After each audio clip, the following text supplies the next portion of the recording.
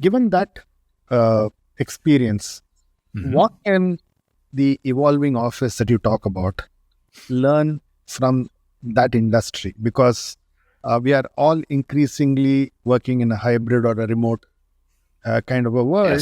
Yes. So what can you learn from that industry and start applying it in this new evolving office ecosystem? This is exactly what I looked at as I developed my platform. I was thinking to myself, there are so many smart people who've written, the books that everyone reads on these. Let's go read all those books. So, Csikszentmihalyi, who wrote the book on flow, and Cal Newport and James Clear, and I mean, go down the list. There are like really smart people who've written on this. If you read all those books, let us be super honest. They boil down to a handful of principles, right? And each person illustrates it with his own examples or her own examples. They have their own phraseology, but they come down to simple things that are true. Why? Because they're true of humans.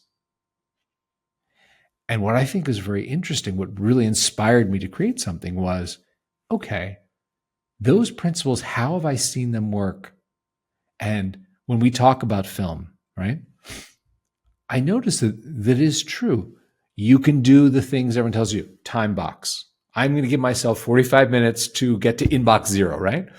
And the more you tell yourself 45 minutes, you magically get it done in 45 minutes. It's weird, it's just that little thing. You don't wander off, right? Schedule time for deep work. You know what? Like my calendar, you can't book time with me from 9 to noon. Every day, 9 to noon is my deep work where I actually do the thinking that is the more valuable thing in the day. And these principles, very true. So we encourage those, we help those, and when you use the Sukha, you do that. But here's the ingredient of community that I thought was kind of a new thing, which I hadn't seen done so well, which is the Nike Running Club was a good example for me, where Nike can sell you, Swami, a pair of shoes, right? You can lace up your shoes and go for a run, right? All on your own. Yet 100 million people belong to the Nike Run Club.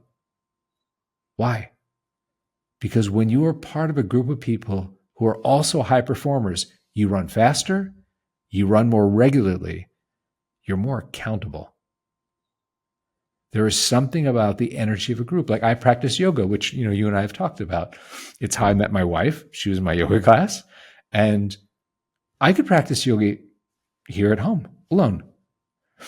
But I go to a studio to practice because there's something about being around the energy of a room of people who are all of a certain mindset, a certain energy, and they want to feel in their bodies a way, feel in their souls a certain way. And you're in that room, and it is a more magical experience than me sitting with an iPad watching a YouTube video of someone telling me, to do down dog, right? So that was something that I wanted to build. And that's what we built into the Sukha, is say, here are all the tools you need, all in one, right? Helps you time box, block your calendar, block your distractions, turn off your phone, all that stuff. But more importantly, you can be part of a community. You can see people around the world also working. You can't hear them. It's not distracting that way.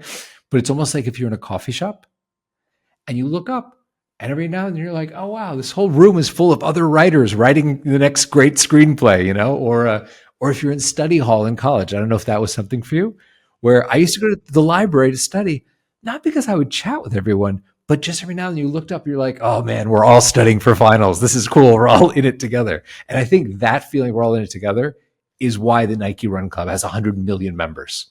It's why you go further, more regularly when you're with people who are also trying to do something great with their lives.